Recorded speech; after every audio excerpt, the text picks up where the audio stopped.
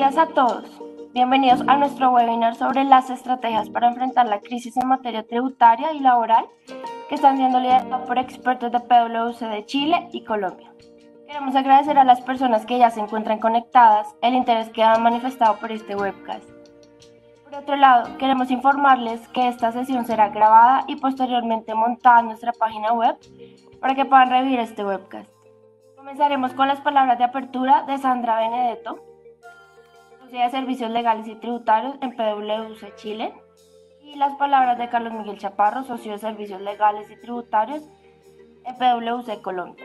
Continuaremos con la exposición de cada país en relación con las medidas tributarias y laborales para enfrentar efectos del COVID-19. La duración de esta sesión será aproximadamente de 1 hora. Al final abriremos un espacio para responder preguntas, así que los invitamos a escribirlas en el chat.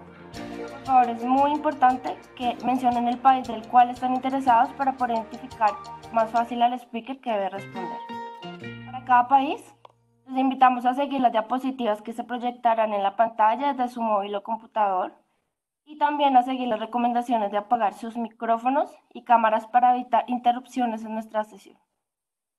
Nuevamente, en nombre de PricewaterhouseCoopers, le damos la bienvenida a todos los participantes que se encuentran conectados el día de hoy. Adelante, Sandra. Muchas gracias, Daniela. Bueno, muy brevemente, agradecer a todos los participantes por tomarse el tiempo para participar en este webinar. Estamos muy contentos de poder llevarlo a cabo junto con la oficina de PwC en Colombia.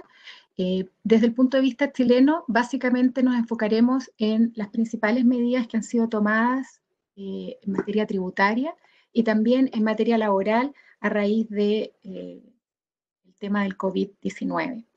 Para esto, junto conmigo, estará presentando también Francisca Álvarez, abogada de nuestra área de servicios laborales. Buenos días a todos los que nos acompañan el día de hoy, sus clientes, amigos, tanto en Colombia como en Chile, bienvenidos. Creo que estamos esperando aproximadamente a 130 personas, de manera que agradecemos mucho su interés en este webcast. Nos encanta igualmente, Sandra, compartir contigo, con Francisca, con todos esta sesión de hoy, en la que pues naturalmente pretendemos actualizar a todos con respecto a lo que está pasando a nivel binacional con normativas relacionadas con el COVID-21. De manera que sin más preámbulos, agradecer de nuevo a todos su presencia y bueno, darle la palabra a Sandra o Francisca para comenzar con el contenido en lo que atañe a Chile. Muchas gracias. Perfecto. Muchas gracias, Carlos. Sí, como les comentaba, básicamente lo que nosotros vamos a ver hoy día desde el punto de vista chileno es un poco cuál es el contexto tributario. Vamos a ver cuáles son las medidas COVID-19 que se han implementado durante estos 2 meses y comentarles también brevemente algunos temas que, si bien no están directamente relacionados con el tema de COVID-19, sí creemos que son relevantes tener presente en este momento, y luego Francisca les hablará respecto del contexto laboral. ¿Quieres avanzamos?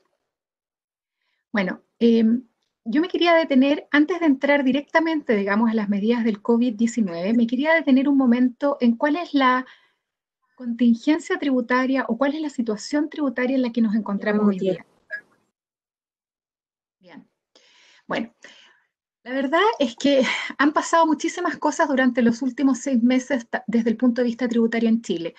Probablemente aquellos que están vinculados a qué es lo que ha ocurrido, comentarles que en agosto del 2018 se mandó un proyecto de ley cuyo objetivo principal era simplificar el sistema tributario chileno. Ese proyecto estuvo en discusión en el Congreso por más de 1 año y medio y fundamentalmente el principal tema que se discutió era si es que Chile volvía o no al sistema totalmente integrado, es decir, que el sistema en el que se reconocía el crédito por el impuesto que fuera pagado a nivel corporativo contra el impuesto final íntegramente. Ustedes saben que en octubre del año pasado Chile vivió lo que hemos denominado un estallido social, y producto de ese estallido se tomaron varios acuerdos políticos, entre los cuales se acordó modificar ese proyecto de reforma y se incorporaron también nuevos impuestos. Finalmente, luego de esta larga tramitación, la ley fue publicada en febrero de este año. Se había previsto que durante el mes de marzo y abril básicamente iban a salir todas aquellas regulaciones para asegurar el cumplimiento de la nueva normativa. Bueno, y en eso nos encontramos hoy día con esta crisis del COVID-19, lo que ha necesariamente modificado un poco las urgencias y ha implicado que el gobierno adopte algunas medidas tributarias para abordarlo. Entonces, hoy día es interesante porque por un lado tenemos las medidas COVID, que las vamos a mencionar en un momento, y también tenemos todo esto que está ocurriendo en relación a las nuevas regulaciones del Servicio de Impuestos Internos para implementar esta reforma tributaria que fue sumamente amplia. ¿Quieres avanzamos a la siguiente? Desde el punto de vista del COVID, la verdad es que avanza. Las medidas que se han adoptado en Chile han sido fundamentalmente enfocadas a generar mayor liquidez y caja a las empresas. Son muy pocas las medidas, vamos a mencionar una particularmente que tiene, digamos, una aplicación un poco más permanente, si quisiéramos decirlo en el tiempo, o que da otras oportunidades. Pero fundamentalmente las medidas están enfocadas digamos, a ese efecto, generar mayor liquidez, más caja, y es básicamente un efecto de carácter temporal, básicamente durante los próximos 3 meses. Desde el punto de vista de cumplimiento, de hecho, ustedes saben que en Chile el sistema de cumplimiento está fundamentalmente establecido sobre un sistema online. Por lo tanto, si bien hubo algunos aplazamientos en cuanto a las presentaciones de las declaraciones juradas, fueron básicamente por 2 días, o sea, muy poco, básicamente. Entonces, fundamentalmente los contribuyentes han tenido que seguir cumpliendo con sus obligaciones tributarias de la misma manera, e incluso la declaración de impuestos que vence el 30 de abril tampoco fue modificada y por lo tanto los contribuyentes que debían pagar impuestos tuvieron que presentarlo la semana pasada. Ahora, ¿cómo se han implementado estas medidas? Estas medidas se han implementado fundamentalmente a través de una ley, a través del Decreto Supremo de Hacienda 420 y a través de circulares y resoluciones, algunas de las cuales ya han sido publicadas y otras aún están en consulta o en preparación por parte del Servicio de Impuestos. Si quieres, ahora nos vamos a concentrar en las principales medidas en materia de impuesto a la renta. En materia de impuesto a la renta, básicamente la principal medida ha sido la suspensión del llamado PPM. El PPM corresponde básicamente a los pagos provisionales mensuales que todas las empresas deben hacer sobre la base de sus ingresos brutos en función de un porcentaje que se determina y que básicamente es un prepago a cuenta del impuesto a la renta anual. Por lo tanto, si bien no es propiamente un impuesto, la ley, para efectos de cumplimiento, lo asimila efectivamente a un impuesto. Entonces, todos los meses, las compañías tienen que pagar este impuesto a cuenta del impuesto final. ¿Qué es lo que ha hecho, digamos, el Servicio de Impuestos Internos? Ha establecido la condonación de este pago para los pagos correspondientes a los meses de abril, de mayo y de junio. Entonces, nuevamente vemos acá, se genera mayor flujo, pero en definitiva esto no va a afectar el impuesto que realmente van a tener que pagar las empresas conforme a su determinación anual. Como yo les comentaba recién desde el punto de vista de cumplimiento, efectivamente las compañías tuvieron o han tenido, digamos, que presentar sus declaraciones de impuestos exactamente en la misma fecha que contempla, digamos, la norma. No ha habido cambio al respecto. Sin embargo, para aquellas empresas que califiquen como pymes, es decir, como pequeña y mediana empresa, que son básicamente aquellas empresas que no tengan un capital superior a 85.000 UFs o ingresos anuales promedio superior a 75.000 UFs, que son aproximadamente 2 millones de dólares, tienen la posibilidad de pagar el impuesto hasta el 31 de julio. O sea, acá vemos que la declaración se presentó en la misma fecha, pero existe la posibilidad de pagar sin intereses, ni reajustes, ni multas hasta el 31 de julio. El tercer tema que me parece relevante comentarles en materia de impuesto a la renta tiene que ver con los gastos.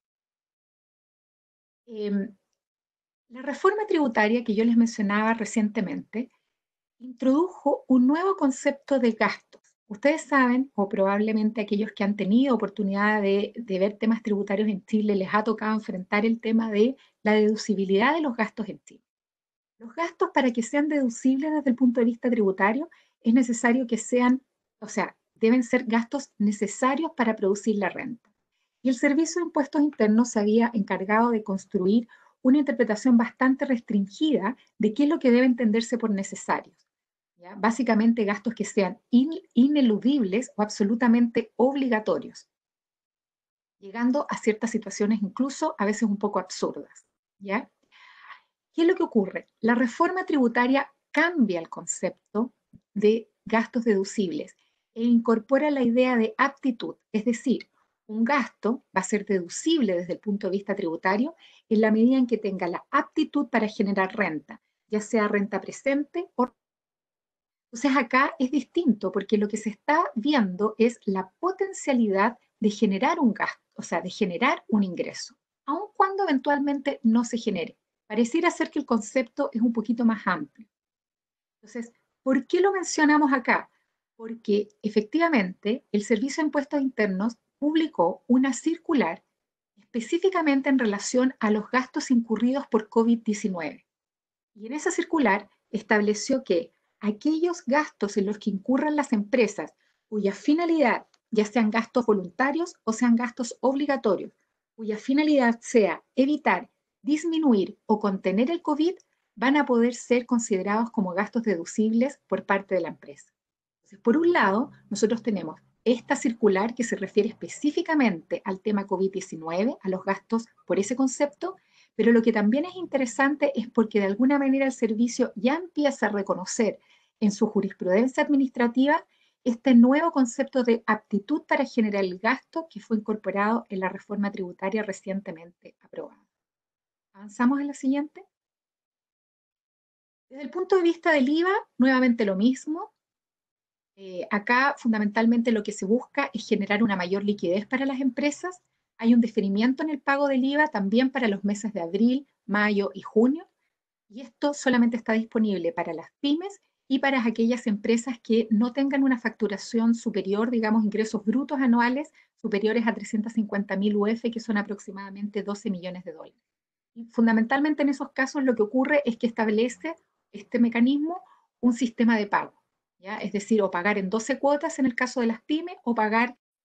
No te escuchamos la última parte, creo que se fue tu audio. Ah, lo que les mencionaba, si quieres, acá en este punto, muy brevemente, que la única medida que se ha adoptado en materia de IVA fundamentalmente tiene como objetivo, nuevamente, generar liquidez. Entonces, lo que se permite es diferir el pago del IVA para los meses de abril, mayo y junio. Solamente califican para este beneficio aquellas empresas que sean pymes, pequeña y mediana empresa, ¿ya? O bien empresas cuyos ingresos brutos anuales sean inferiores a 350.000 unidades de fomento, que aproximadamente son 12 millones de dólares. Y en ambos casos lo que establece es un mecanismo de pago en cuotas. O bien se puede pagar en 12 cuotas para las pymes o bien en 6 cuotas para las empresas que tengan ingresos inferiores a 350.000 unidades de fomento. También existe una facilidad de pago en materia del impuesto territorial. El impuesto territorial es un impuesto que se paga sobre la tenencia de bienes inmuebles en función del avalúo fiscal que haya determinado el Servicio de Impuestos Internos. Y existe la posibilidad de pagar en 3 cuotas la cuota de abril, ¿ya? Ustedes se fijan, todas estas medidas, como les decía, son medidas orientadas nuevamente a aliviar la caja durante estos 3 meses. Pero hay una medida que es la que les voy a mencionar ahora que tiene que ver con el impuesto de timbres y estampillas. El impuesto de timbres y estampillas lo que hace es que grava fundamentalmente el financiamiento que consta en ciertos documentos, ¿ya? Con las tasas que ahí se señalan. ¿Qué es lo que ocurre? Que a contar del 1 de abril de este año hasta el 30 de septiembre, este impuesto se va a continuar aplicando, pero se va a aplicar con tasa cero. Lo que quiere decir en la práctica es que no vamos a tener impuesto de timbre durante estos 6 meses. Entonces, esta sí es una oportunidad para mirar las estructuras de financiamiento. Si eventualmente hay un financiamiento, ya sea proveniente desde Colombia, Chile, o incluso financiamiento doméstico dentro de Chile, que se está considerando, este es un buen momento para mirarlo porque efectivamente este impuesto no se va a aplicar durante estos 6 meses. También es una muy buena oportunidad para tratar de regularizar situaciones, por ejemplo, nosotros hemos visto muchas compañías internacionales que tienen cuentas intercompanies que no están debidamente documentadas. ¿Y qué es lo que ocurre? Que muchas veces realmente corresponden a préstamos que tampoco se han documentado porque en definitiva está este impuesto de timbres y estampillas. Entonces, lo que la no aplicación del impuesto durante estos 6 meses es una excelente oportunidad para entrar a mirar la situación de las cuentas intercompany, de las cuentas corrientes mercantiles y tratar de regularizar y documentar debidamente esas operaciones, esas transacciones. Eso es básicamente lo que yo les quería mencionar en tema de COVID. Les quería hacer algunas menciones en relación a la ley de impuesto a la renta, las modificaciones generales, pero en aras del tiempo, si les parece, le voy a dar la palabra a Francisca para que continúe con los temas laborales y luego, digamos, retomaríamos en algunos puntos de la reforma tributaria. Hola, buenos días. Mi nombre es Francisca Álvarez, soy abogada laboral y trabajo en Price Chile, y hoy día vengo a comentarles sobre las principales medidas laborales que a raíz del coronavirus, digamos, durante estos meses se han dictado en nuestro país. Mi presentación va a ir básicamente respecto a la ley 21.227, que es la ley de protección al trabajo, y la ley número 21.220, que es la ley sobre trabajo a distancia. ¿Ya? Si podemos pasar a la próxima slide. Les cuento, la primera ley es la ley 21.227, como les decía, y que se ha llamado popularmente ya la ley de protección al trabajo. Esta ley de protección al trabajo fue una ley impulsada por el gobierno para efectos, en el fondo, con el objetivo de paliar y disminuir y mitigar, digamos, los efectos que iba a tener el coronavirus en el mercado laboral chileno, ¿ya? Entonces, el principal foco que tiene esta ley, digamos, es evitar que las empresas a toda costa tengan que realizar despidos masivos de sus trabajadores durante el periodo que dure esta pandemia, ¿ya? Es una ley especial porque no es una ley que va a durar de forma indefinida en el tiempo, sino que en el fondo entró a regir el 6 de abril de este año y tiene efectos desde hasta octubre, y otros que van a tener efectos hasta febrero del 2021, pero en el fondo no se va a extender más allá de estos casos que les comento. También les cuento que es una ley que aplica para todo tipo de empresas, ya sean ya estas grandes, medianas, pequeñas o pymes. No está limitado únicamente a un tipo o categoría específico de empresa. Y en términos generales, que busca esta ley, como les decía, proteger el empleo, la estabilidad de las relaciones laborales, y a través de qué forma, digamos, permitiendo que las empresas durante este periodo paguen, en el fondo, suspendan los pagos de remuneraciones o rebajen los pagos de remuneraciones. Y mientras tanto, los trabajadores van a poder acceder a prestaciones económicas durante este periodo que van a ser obtenidas a través de nuestro seguro de cesantía. Les cuento brevemente el seguro de cesantía en periodos normales, digamos. Es un seguro que pertenece a nuestro sistema de seguridad social, ¿ya? Es financiado por cotizaciones mensuales que hacen los trabajadores y las empresas, y tiene dos cuentas, digamos, la cuenta individual de cesantía y un fondo de cesantía solidario. En la cuenta individual, mis aportes como trabajador y de las empresas se van a este fondo, y en el caso del fondo de cesantía son una parte del aporte de la empresa con un aporte estatal que hace anualmente el trabajador, anualmente la empresa, perdón. El seguro de cesantía, en el fondo, en regla general, es un seguro que protege a los trabajadores con contrato de trabajo contrato de trabajo, en el fondo de trabajadores dependientes, en momentos que se ven, en el fondo, enfrentados a momentos de término del contrato por periodos de cesantía. ¿Ya? Entonces, las prestaciones que vamos a ver que va a dar esta ley se van a obtener, a través de este seguro. ¿Ya? Por favor, la próxima slide. Entonces, ¿qué alternativa entrega esta ley a las empresas? Principalmente son dos. La primera es la posibilidad que las empresas puedan suspender los efectos de los contratos de trabajo, ¿ya? Y para esto hay dos modalidades. La primera es una suspensión del contrato por un acto de autoridad que impida que las empresas puedan seguir prestando servicios. ¿A qué me refiero con acto de autoridad? Acto de autoridad, por ejemplo, podríamos llamar una cuarentena que se haya decretado en cierta zona determinada donde está la empresa, o un toque de queda, o por ejemplo, también podría ser un cordón sanitario establecido por la autoridad. Cualquiera de esos actos, digamos, que impida entonces que yo como empresa y trabajadores no puedan prestar los servicios, se va a entender que las relaciones laborales que yo tengo con mis trabajadores van a quedar suspendidas, y suspendidas de forma automática. ¿Qué significa esto? De pleno derecho. Significa entonces que no voy a necesitar ni la autorización del trabajador para suspender el contrato de trabajo, ni cumplir con ninguna otra formalidad, ¿ya? Esa es una forma de suspender el contrato de trabajo durante esta pandemia. Luego la otra forma que establece también la ley dice, mire, usted como empresa tal vez no está afectado por un acto de autoridad, de acuerdo a la zona donde está usted, por ejemplo, instalado, pero de todas formas el coronavirus, el COVID-19, está afectando su negocio, la continuidad de operaciones. En este caso, usted con sus trabajadores van a poder pactar en un anexo de contrato una suspensión por un periodo determinado. Obviamente, en este caso, a diferencia del otro, sí necesito el consentimiento del trabajador, ¿ya? Pero los efectos tanto de la suspensión por acto de autoridad o la suspensión por mutuo acuerdo son los mismos. ¿Y cuáles son estos? Son, en el fondo, que los principales efectos del contrato de trabajo se suspenden. Por una parte, los trabajadores no tienen que prestar los servicios para los cuales fueron contratados, y por otra parte, las empresas no tienen que pagar las remuneraciones, ¿ya? Y eso sí, durante este periodo las empresas van a tener que mantener el pago de la seguridad social o el pago de cotizaciones previsionales que son de cargo de ella como las del trabajador. Eso es lo que ha establecido la ley.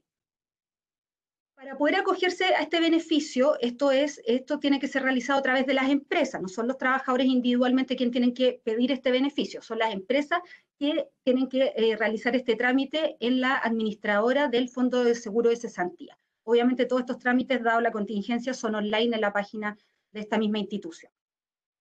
Eso respecto a la suspensión, ¿ya?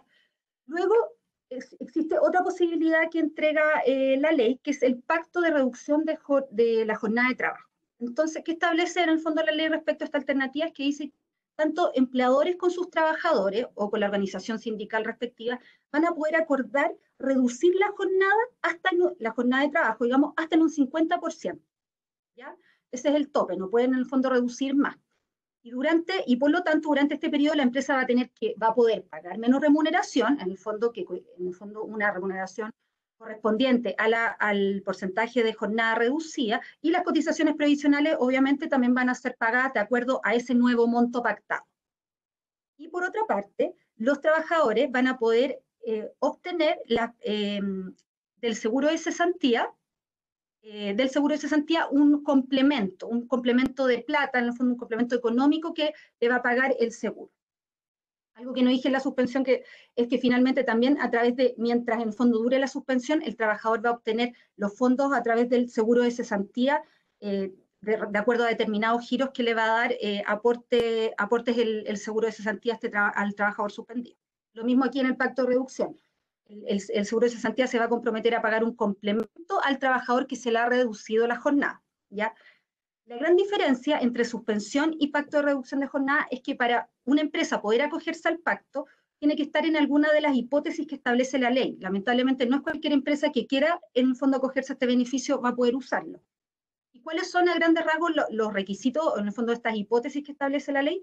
La primera es, por ejemplo, reportar una disminución en el porcentaje de las ventas, ¿ya? Desde octubre del 2019, dice la ley, al menos por 3 meses consecutivos tiene que haber habido una baja del 20% en las ventas comparado con el año anterior, con el 2018, ¿ya? Luego, también la ley establece que pueden acogerse a esta ley ciertas empresas que estén cursando algún procedimiento de quiebra especial, ¿ya? Esas empresas también van a poder acogerse a estos pactos. Y por último, también empresas que son empresas de servicios esenciales, que obviamente por sus características no pueden en el fondo dejar de prestar los servicios, pero que de todas formas requieren por alguna razón reducir o redistribuir su jornada. La ley les permite también que firmen con sus trabajadores estos pactos. Estos pactos, a diferencia de la suspensión que se tramita todo ante la administradora de fondos del seguro de cesantía, este proceso ante la autoridad laboral chilena, que es la Dirección del Trabajo, ¿ya? Ahí es donde la empresa, de forma, en el fondo, electrónica, va a tener que llenar cierta información y pactar electrónicamente estos anexos donde se va a reducir la jornada, ¿ya? Y eso, en el fondo, estos trabajadores, tanto en la suspensión como en los pactos de reducción, van a tener que cumplir un número específico de cotizaciones que establece la ley. No es cualquier trabajador tampoco el que va a poder hacer uso de esta ley, ¿ya? Al igual que hay ciertos trabajadores que, dado que no cotizan en el seguro de cesantía, están excluidos, como cuáles. por ejemplo, los trabajadores independientes, los jubilados, los funcionarios públicos y, por ejemplo, trabajadores que estén con licencia médica. Eso entonces respecto a la ley de protección del empleo. En la próxima slide, entonces, tenemos algunos datos que entregó el Ministerio del Trabajo, que están con fecha hasta el 27 de abril, donde tenemos un cuadro donde se establece, en el fondo, el número de empresas que se han acogido al beneficio de la suspensión, ¿ya?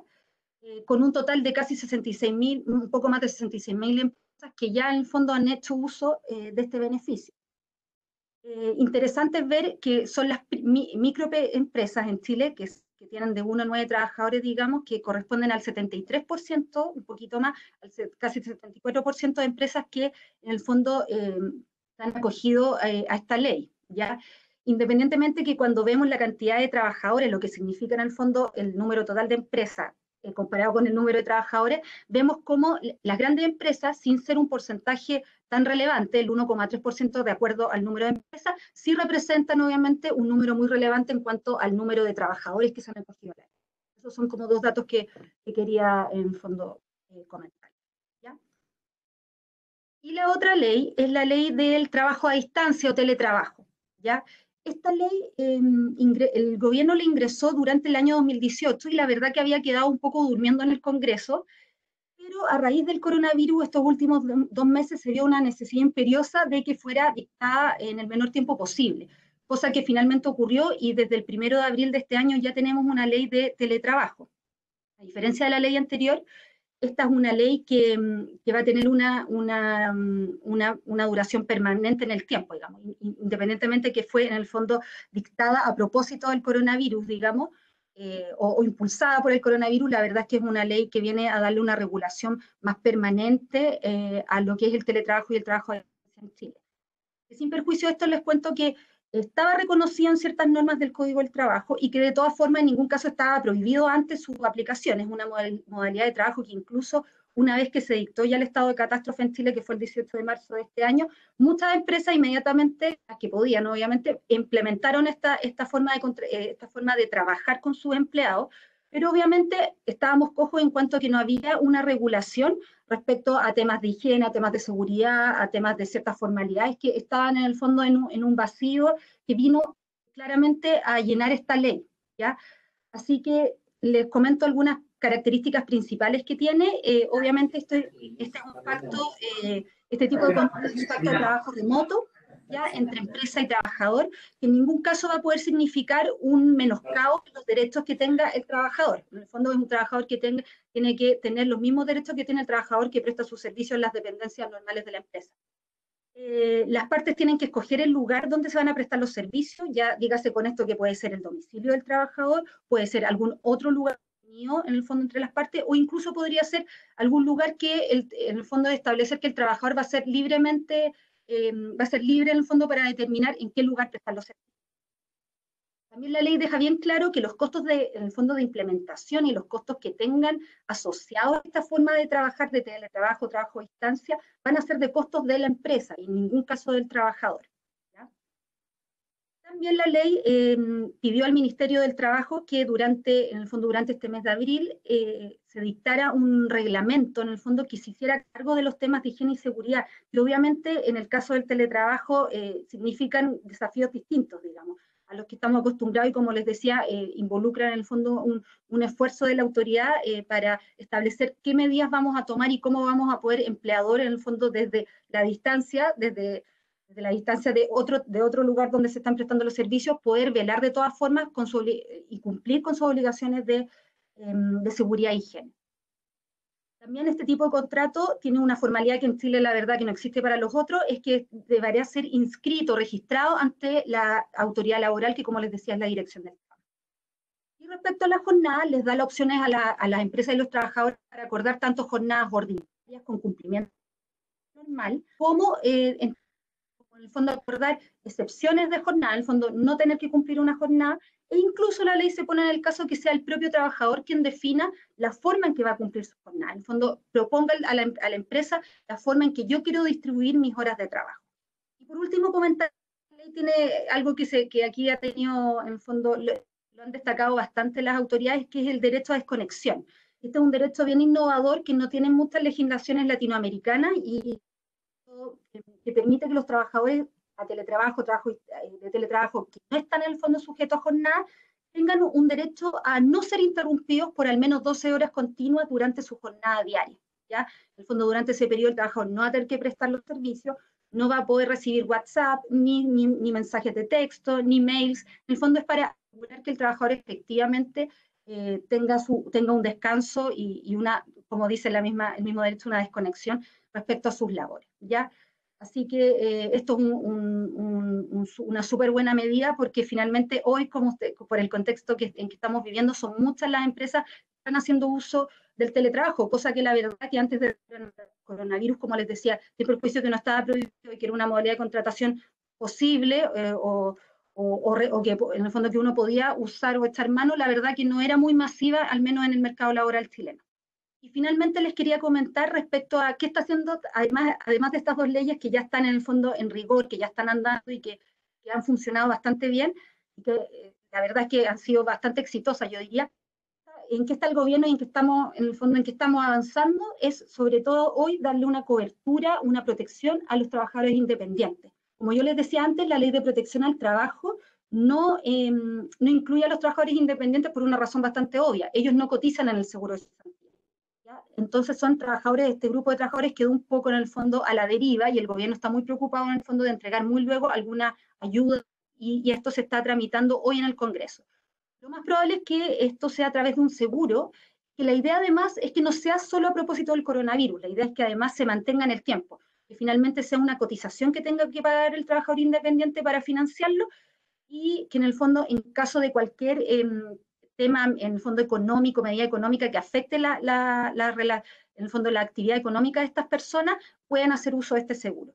Obviamente, dado el contexto del coronavirus y el Estado en el proyecto se ha comprometido a invertir y en el fondo aportar un monto importante de plata en el fondo para que en esta primera etapa de uso, cuando ya salga en el fondo la publicación de esta ley y el uso de este seguro, estos trabajadores independientes tengan automáticamente en el fondo fondos para rescatar. ¿Ya? O sea, en esta primera parte el Estado se va a poner con un monto importante de plata en el fondo para que los trabajadores independientes puedan sobrellevar estos meses complicados que va a durar el coronavirus. Así que eso es respecto a los temas laborales que hoy están en el fondo en boga y están en vigor por ahora. Gracias, Sandra y Francisca. Ahora continuamos con las alternativas tributarias, las novedades legales y corporativas y las alternativas laborales adoptadas en Colombia, a cargo de Carlos Miguel Chaparro, socio de Servicios Legales y Tributarios, Wilson Herrera, socio de Servicios Legales, y Adriana Incapié, directora de Laboral. Bienvenidos. Muy bien, pues buenos días a todos. Ya tenemos más de 140 participantes, de manera que, como decía al comienzo, muy agradecidos por su interés en esta sesión. A ver, en lo que tiene que ver con Colombia, decir algunas cosas preliminares. El director de la DIAN, es decir, nuestro Servicio Interno de Impuestos, dio una conferencia esta semana en la que habló de algunos aspectos macroeconómicos muy importantes. Se espera que el recaudo de Colombia, el recaudo impositivo al cierre del año, más o menos disminuya en 20 billones de pesos, que eso equivale a 5.000 millones de dólares. Eso es lo que tiene que ver con menores ingresos del Estado por concepto de desaceleración económica, perdónenme.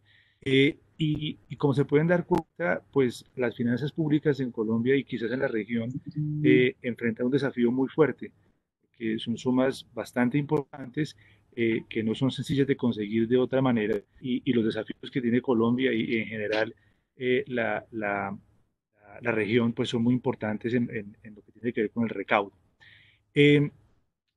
Escuché con mucha atención a Sandra y por supuesto a Francisca y en lo que tiene que ver con impuestos vemos también algunas similitudes, es decir, hay un esfuerzo que hace Colombia en la medida de sus posibilidades para disminuir la presión de los impuestos sobre los flujos de caja de las compañías. Entonces, todo lo que es hotelería, turismo, ya tuvo algunas prórrogas especiales para los pagos a cuenta de IVA, de retenciones en la fuente, etcétera, y son medidas de carácter temporal, digamos que ese es el aspecto criticable porque pues las prórrogas lo que hacen es diferir en el tiempo un problema que no se va a resolver pronto, por lo menos no los siguientes 2 meses, pero al menos ellos tienen esa posibilidad. La generalidad de los contribuyentes, ya concentrándonos en el slide que están viendo todos, tiene una opción de presentar su declaración de impuesto de renta corporativa no en abril, no en mayo, como está ocurriendo ahora, sino en junio.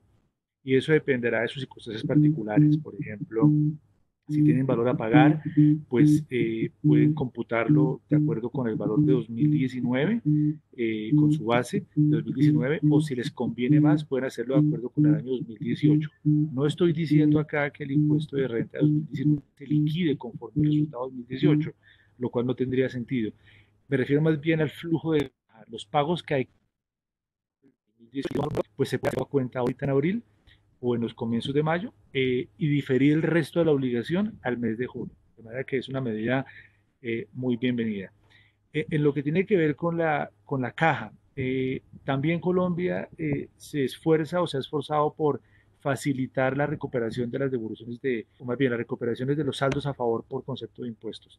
Esto es muy, muy importante porque el proceso abreviado que se expidió en Semana Santa pues tiene algunas medidas muy interesantes. Por ejemplo, propone que la DIAN, nuestro servicio interno, procese las solicitudes de devolución o compensación en apenas 15 días hábiles, por supuesto a partir de una presentación en debida forma.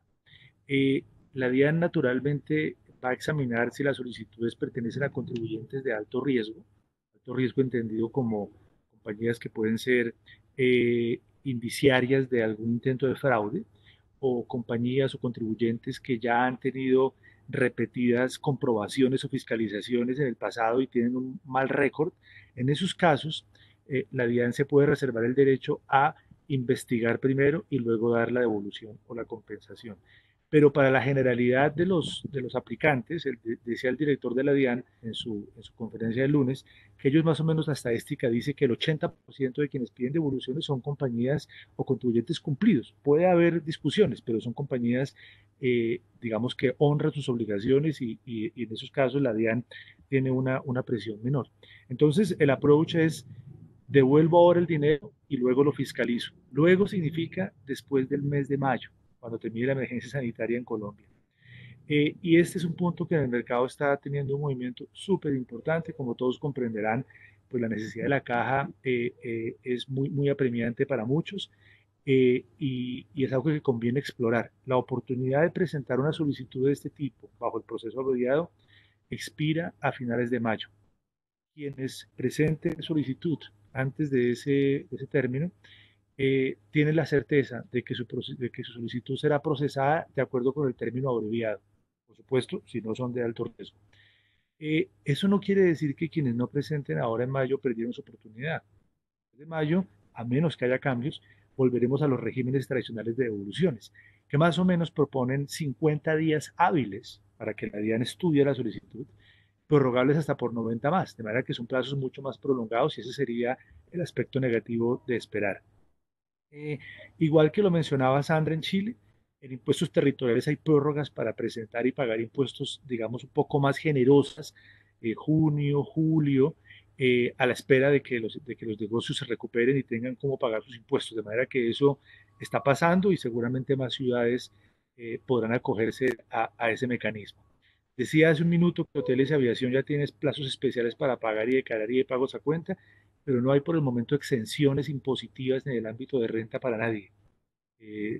Digamos que el gobierno tiene la capacidad legislativa de hacerla, pero también hay una preocupación muy fuerte. Ese es el gran dilema de los gobiernos en la región.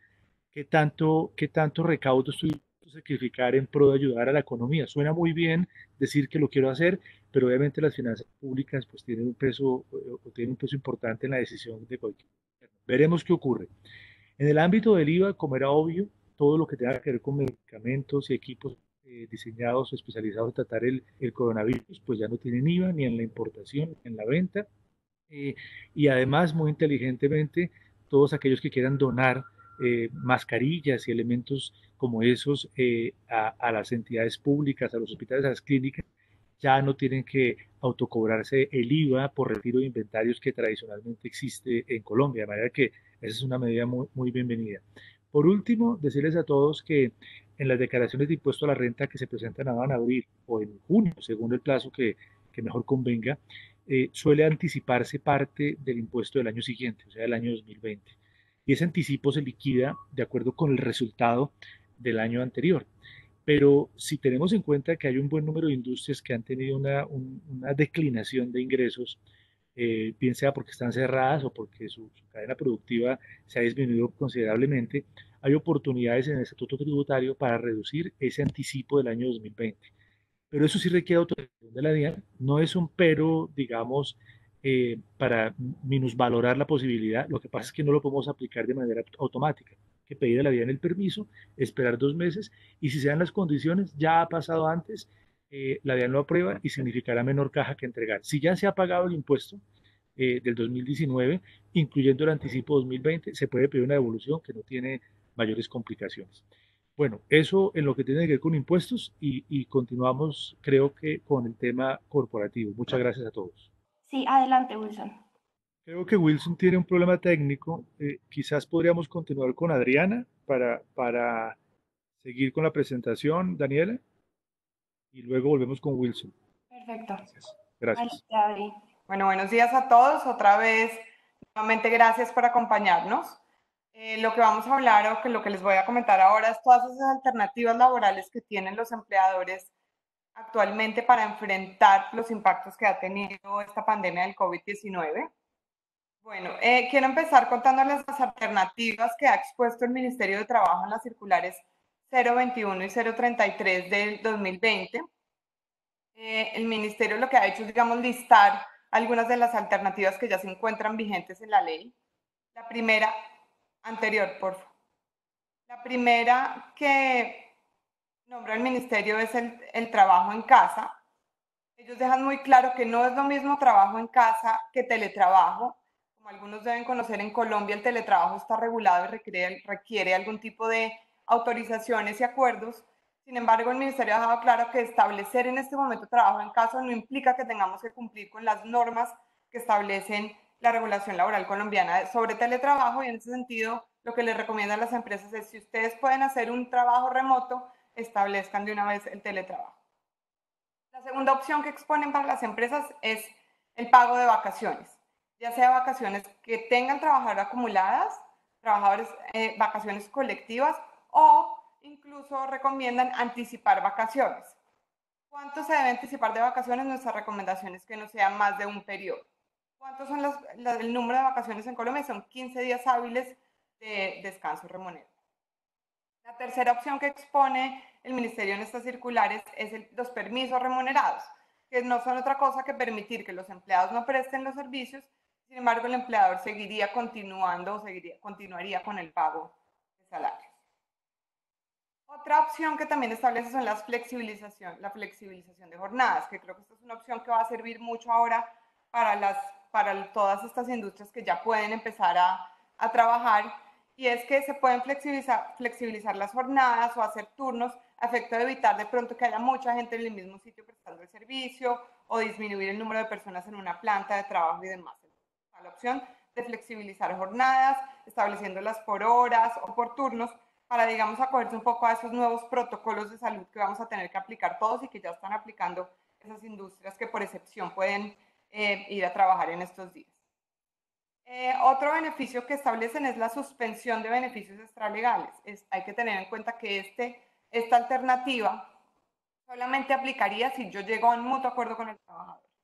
Lo que yo siempre he pensado es que estamos en un momento como de ser o de aportar tanto empleadores como trabajadores, por lo que el empleador puede reunirse con sus trabajadores y llegar a acuerdos en donde se puedan suspender o modificar los beneficios extralegales que actualmente el empleador le otorga a sus empleados. Otra opción que ellos también listan en estas circulares es las licencias remuneradas con compensación de horas. ¿Cómo funcionaría esto? Yo puedo ahorita decirle a mis empleados, les voy a dar una licencia remunerada por 2 semanas. Sin embargo, este es un tiempo que ustedes me van a tener que compensar cuando todo retorne a la normalidad y estén prestando sus servicios. Entonces les pongo un ejemplo. Alguien que actualmente tiene una jornada de 7 horas diarias podría ir compensando 1 hora adicional cada día hasta completar este tiempo que se le dio en licencia no remunerada. Que es importante también, esto debe hacerse por mutuo acuerdo. Si yo voy a otorgar esto, debo antes celebrar un acuerdo con el trabajador en donde él está de acuerdo en que va a salir a disfrutar su licencia remunerada, pero sabe que esto después se va a compensar. Otra alternativa que ellos listan es la modificación de jornadas y consecuentemente la reducción de salarios o la modificación de salarios. ¿Cómo funcionaría esto? Yo puedo entrar a un acuerdo con mi trabajador en donde le digo, tú trabajas 8 horas diarias, vamos a disminuirlo a 4, lo que quiere decir que lo que te pagaba por 8, pues se va a reducir en un 50% o luego en un 70%, digamos, se pueden hacer acuerdos de ese estilo. También manifiestan ellos que esta modificación debe hacerse por mutuo acuerdo. El ministerio ha sido muy insistente y obviamente ellos en aras de poder mantener el empleo y garantizar los derechos laborales, que todos estos acuerdos tienen que de verdad ser o tienen que hacerse voluntariamente con el trabajador y no se les puede obligar o forzar a que firmen esto. Entonces, es muy importante y creo que entra mucho el Departamento de Recursos Humanos en esta etapa o en este momento que estamos viviendo, a poder negociar y darle a entender a los trabajadores cuál va a ser el impacto de que le ayuden a los empleadores a llegar a estos acuerdos. Siguiente slide, por favor.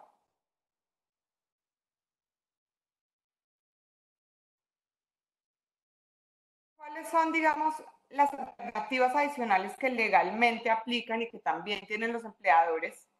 La primera es la disminución de salarios. Independiente de que no disminuyamos la jornada, sí puede o es legalmente viable llegar a un acuerdo con el trabajador en donde se disminuya su salario. ¿Cuál ha sido nuestra recomendación con este tipo de acuerdos?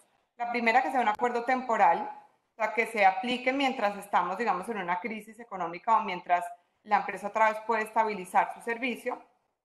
Y segundo, que de verdad haya la voluntad del trabajador o que el trabajador de verdad entienda por qué está firmando esto. Han llegado, si leemos las estadísticas del Ministerio de Trabajo, en el último mes han recibido más de 700 quejas respecto a trabajadores, entonces hay que tener muchísimo cuidado en cómo negociamos estas cosas a efecto de evitar que de pronto nuestra empresa esté en la mira del ministerio porque le han puesto algún tipo de reclamación. Suspensión de contratos de trabajo, esto es un tema que ha estado muy, digamos, álgido. Por mutuo acuerdo se pueden suspender los contratos de trabajo. ¿Y cuál es el efecto de suspender un contrato de trabajo? El empleador continuará pagando los aportes a seguridad social, más no el salario, y el empleado no tendrá que prestar el servicio. ¿Qué ha pasado con estas suspensiones de trabajo? El Ministerio de Trabajo ha tenido muy en la mira las empresas que están ahora suspendiendo contratos. Lo importante acá es que uno le pueda probar al ministerio que efectivamente no tuvo otra alternativa para aplicar, es decir, o que progresivamente lo hizo, es decir, mandé a la gente a vacaciones, ya no tengo vacaciones, definitivamente no tengo cómo continuar con un permiso remunerado, voy a hacer esto. Y muy importante, si logramos un mutuo acuerdo. Existe también la posibilidad de suspenderlos unilateralmente, por caso fortuito. ¿Qué ha dicho el ministerio frente a esto? Ellos dicen, el virus en sí o la pandemia en sí no es caso fortuito. Usted tiene que probar que el efecto de esto ha generado un caso fortuito en su compañía, como particularmente hablando, o en su caso individual. Por lo tanto, si alguna compañía toma la decisión de hacerlo unilateralmente, esto va a ser algo que va a tener que probar después, el tema de que existió un caso fortuito o una fuerza mayor. ¿Cómo se prueba esto? El mismo ministerio lo ha dicho ante un juez laboral.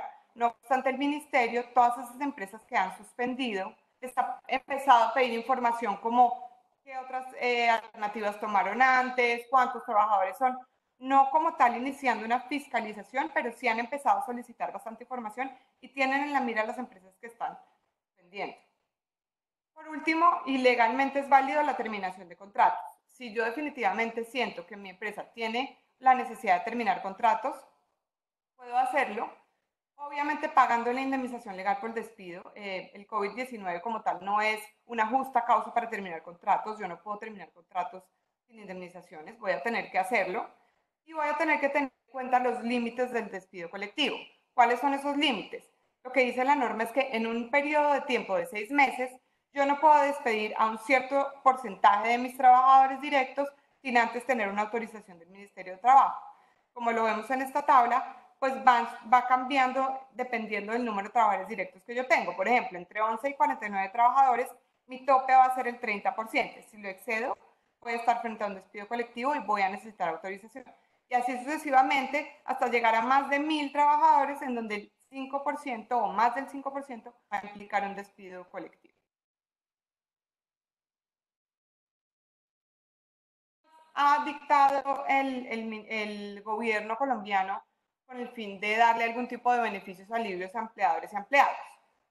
Lo primero, vale la pena mencionar el decreto 488, en donde el gobierno nacional decretó que aquellos trabajadores que se hubieran visto disminuidos su ingreso, y volvemos al ejemplo de entrar a un acuerdo de disminución de salarios, esa diferencia o esa disminución pueden solicitarla ante su fondo de cesantías anticipadamente. ¿Cómo funciona esta solicitud? Yo puedo ir en el mes que digamos se vio disminuido mi ingreso, solicitarlo ante mi fondo de cesantías con un certificado que expida el empleador. Lo que hemos visto es que cada fondo está sacando su certificado formato para que lo tengan en cuenta cuando... Perdón, entonces otra vez vuelvo. Lo que debe hacer el empleado es, con un certificado emitido por el empleador, los fondos de cesantías ya tienen unos formatos como estándar, ir a solicitar el retiro de esa diferencia a su fondo de cesantías. Solo aplica para los fondos de cesantías privados. Otra cosa que trae interesante este decreto es el tema de las vacaciones. Normalmente la legislación laboral colombiana establece que el empleador puede establecer la fecha de vacaciones, no obstante, tiene que avisarlo al empleado con un preaviso de 15 días. Este decreto lo que me dice es que mientras dure esta emergencia sanitaria, el preaviso puede ser de 1 día. Por último, vamos a mencionar el decreto 558, que trae un alivio en el pago de aportes a pensiones. Las características de este alivio pues son las siguientes: es un beneficio voluntario, es decir, si algún empleador no necesita o no tiene la intención, no debe acogerse. Otra cosa que nos aclaró la resolución que reglamentó este decreto es que puedo acogerme respecto de un grupo de trabajadores y no respecto de la totalidad. ¿Cómo funciona? Se disminuye el porcentaje de pensiones del 16% al 3%, en donde el empleador asume el 75%, que corresponde al 2,25%, y el trabajador asume el 25%, que equivale al 0,75%. ¿Qué pasa con el ingreso base de cotización? Este no se modifica, sigue siendo el mismo. ¿Y qué pasa con las semanas? Que eso es un tema bastante comentado. Si el empleador se acoge al beneficio, estas semanas solo van a ser tenidas en cuenta para aquellos trabajadores que van a recibir una pensión mínima. Es decir, en el régimen de ahorro individual que se administra con los fondos privados, les va a sumar solamente estas semanas a las personas que necesitan la garantía de pensión mínima, un salario mínimo legal mensual vigente. Y para el régimen de prima media que administra Colpensiones, solamente van a sumar estas semanas para aquellas personas que pidan o soliciten una pensión mínima, es decir, un salario mínimo. Creo que esos son por ahora los temas laborales muy resumidos. Le doy la palabra a Wilson Herrera, no sé si ya tienes... Ya estoy aquí y sea lo primero pedirles disculpas por las dificultades técnicas que tuvimos. En los próximos minutos vamos a repasar un poco cuáles han sido las medidas o las novedades en materia legal y en materia corporativa que se han adoptado en Colombia con ocasión de la emergencia. En la primera parte voy a referirme a algunas medidas que se tomaron un poco más al comienzo de la emergencia y en la segunda parte vamos a hablar de medidas un poco más recientes. Las primeras medidas que tomó el gobierno nacional tienen que ver principalmente con temas de plazos, con temas de términos. Hubo un primer paquete de medidas que tiene que ver específicamente con plazos en materia societaria, en materia corporativa. Como ustedes saben, durante el primer trimestre del año en Colombia, igual que ocurre en varios países de la región, se aprueban los estados financieros de la vigencia anterior en unas reuniones ordinarias. Una de las primeras cosas que hizo el gobierno fue aplazar o prorrogar la posibilidad de celebrar esas reuniones ordinarias. Hoy en día, y tal y como está la norma, Esas reuniones se pueden celebrar incluso hasta dentro del mes siguiente a la fecha en que termine la emergencia sanitaria, que es una ampliación bastante interesante. Y de acuerdo con esa ampliación, pues hubo también otras modificaciones en algunos plazos. Entre otros, se ampliaron los plazos para el depósito de estados financieros ante la Superintendencia de Sociedades, que como ustedes saben es un plazo que va muy asociado con la aprobación de los estados financieros. Hoy en día, y tal y como están las normas, este depósito de estado financiero se podrá hacer entre el 13 de mayo y el 10 de junio, dependiendo del número de NIT de la compañía. Adicionalmente, hubo algunas medidas para facilitar la celebración de reuniones de los órganos societarios por medios virtuales o por medios no presenciales. Estas normas, que no son nuevas en Colombia, sí exigen una serie de formalidades que básicamente lo que se ha hecho es facilitarlas y permitir, por ejemplo, que se celebren reuniones por medios no presenciales, incluso si no está la totalidad de los accionistas de la compañía. Otra de las medidas que tiene que ver con suspensión de términos tiene que ver con las actividades judiciales y administrativas. Básicamente, en esto lo que ha hecho el gobierno fue facultar a las entidades para aplazar los plazos o suspender términos tanto en sede administrativa como en sede judicial. Como ustedes saben, hoy en día tenemos suspendidos términos judiciales hasta el 10 de mayo y en vía administrativa esa suspensión o ese aplazamiento de plazos pues ha dependido principalmente de la capacidad de actuación que tiene cada entidad. Por ejemplo, en el caso de la Superintendencia de Sociedades, hoy en día prácticamente están operando al 100% de forma virtual, pero en otros casos esto no ha ocurrido de la misma manera. Vale, ya entrando a medidas un poco más recientes, el Gobierno Nacional expidió el decreto 560, en el cual regula un régimen de insolvencia específico para la situación de emergencia que estamos viviendo. Como ustedes saben, nosotros en Colombia tenemos un régimen de emergencia general que está regulado en la Ley 1116. Lo que sucede es que este es un régimen concursal o un régimen de insolvencia que está previsto para situaciones ordinarias, para situaciones normales. Y por tanto, lo que hizo el Gobierno Nacional fue establecer un régimen de insolvencia de emergencia para cobijar a aquellas empresas que se vean afectadas por la situación actual. Entonces, en este régimen de emergencia, básicamente lo que se prevé es principalmente la creación de un par de procedimientos específicos y excepcionales para que logren acuerdos deudores y acreedores sin necesidad de acudir previamente al juez del concurso, que como ustedes saben, pues es el juez civil o la Superintendencia de Sociedades. Entonces, se prevé la posibilidad de lograr acuerdos directos entre deudor y acreedor sin acudir previamente a la Superintendencia de Sociedades, ya sea directamente solo con la participación de la sociedad deudora y de los acreedores o con la intervención de un funcionario conciliador de la correspondiente Cámara de Comercio. Obviamente que una vez logrados estos acuerdos, y hay un plazo máximo de 3 meses para conseguir estos acuerdos, deberá pasarse el acuerdo por la Superintendencia de Sociedades para ser ratificado.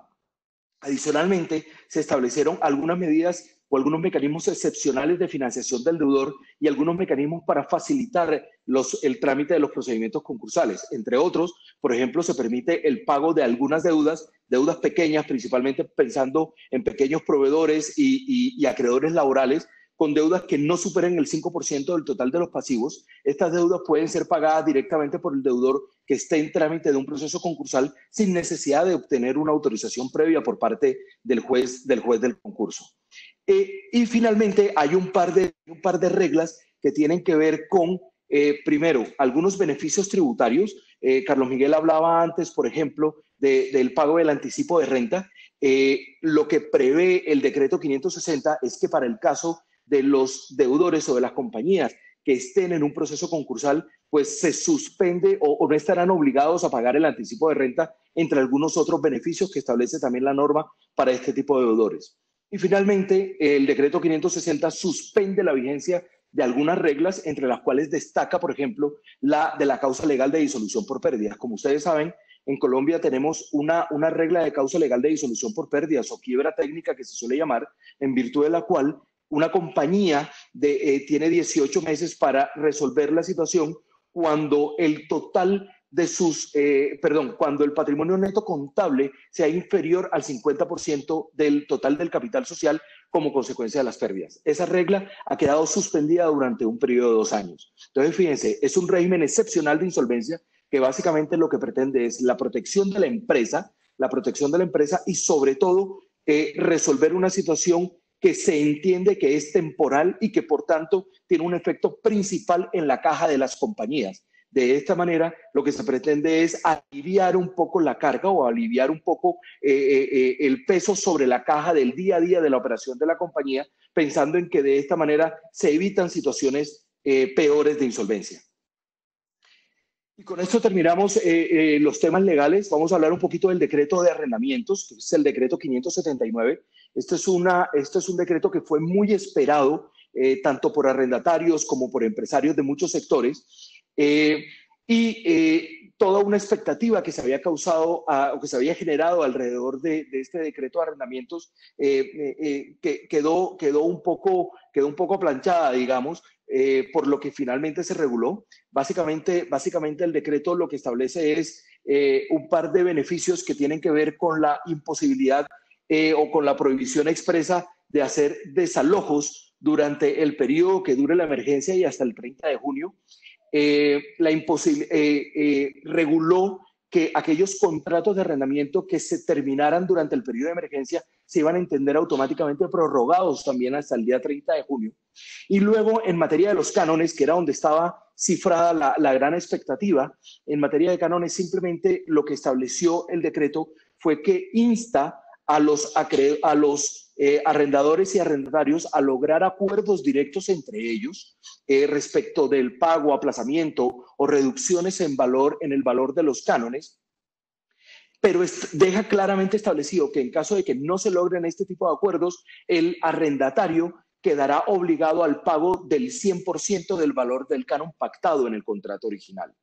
Ahora bien, lo que sí establece es que en caso de retrasos por parte del arrendatario en el pago de los cánones, no se le podrán imponer las sanciones que estuvieran establecidas contractualmente, sino que la única sanción que se les podría imponer en estos casos tiene que ver con la imposición del 50% del interés bancario corriente certificado por la Superintendencia Financiera. Y básicamente esto es lo que regula el decreto de arrendamiento, sin entrar demasiado en profundidad con normas que tengan que ver con alivios en materia de los cánones. Ya con esto termino mi intervención sobre las novedades legales y corporativas. Entiendo que Sandra, tú vas a decir unas palabras para el cierre. Perfecto. Sí, muchas gracias, Wilson y Daniela. No, mira, muy brevemente, primero comentarles que, bueno, nuestro chat ha estado abierto durante todo este tiempo, digamos, para recibir sus consultas. En caso de que tengan consultas adicionales, igualmente se les circulará la presentación y cualquier cosa que necesiten, vamos a estar encantados de poder ayudarlos. También comentarles que creemos que este es un periodo bien desafiante para todos, ¿ah? Me imagino, no solamente desde el punto de vista de los negocios, sino que también desde el punto de vista personal. Y lo que nosotros hemos tratado de hacer acá es simplemente darles algunas herramientas o alguna ayuda, digamos, para poder acompañarlos durante este proceso. En el caso de Chile particularmente, como les comentaba, hay muchas cosas que están pasando, el tema tributario y también el tema laboral, al igual que en Colombia, así que invitarlos, digamos, a consultarnos, vamos a estar encantados, como les digo, de revisar sus situaciones particulares, creemos que hay muchas cosas que podemos hacer juntos. Y finalmente, simplemente darles las gracias a todos los asistentes, haberse tomado el tiempo para participar en este seminario, aquellos que también quisieron preguntas, y obviamente a todos los equipos, tanto de la oficina de Colombia como de Chile, que hicieron esto posible desde el punto de vista técnico. Así que muchas gracias a todos y espero que sigamos en contacto. Estén muy bien y cuídense mucho.